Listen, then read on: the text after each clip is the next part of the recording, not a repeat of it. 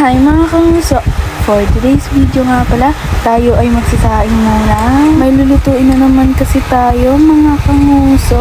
Siyempre, hindi mawawala ang bawang at sibuyas. Para ang luto natin ay may lasa. Ang lulutuin nga pala natin ngayon mga kanguso ay pansit with pechay mga kanguso. Hiniwa ko muna pala dyan yung bawang at sibuyas mga kanguso. Pasensya nyo na muna po yung boses ko dahil sa sobrang OA. Iwan na po natin yung lahat. Iglalagay po tayo ng kawali sa kalan. Maglalagay po tayo ng kawali sa mantika.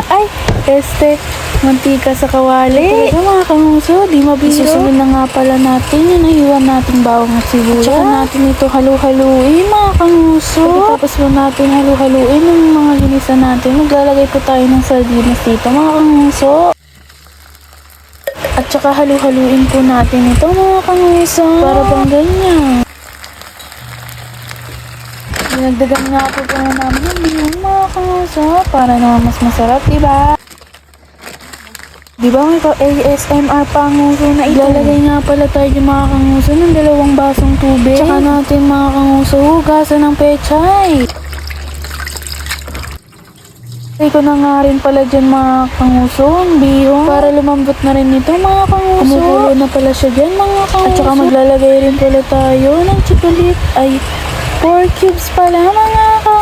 Sabay ilagay na po natin ang pechay dito mga kanguso. At sabay ihalo po natin ang pechay sa pansit. Diba niluluto pa lang takam na. Kaya may pala ito mga kanguso. Pwede nyo rin po itong gawin sa inyong bahay mga kanguso. Dahil magugustuhan po ito ng buong pamilya. Lalagay rin po pala ako dyan ng asin. Para naman may lasa ang ating lulutuin mga kanguso. Diba may pa-ASMR pa si Yuso?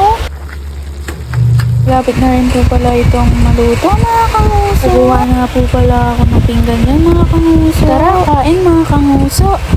Yummy!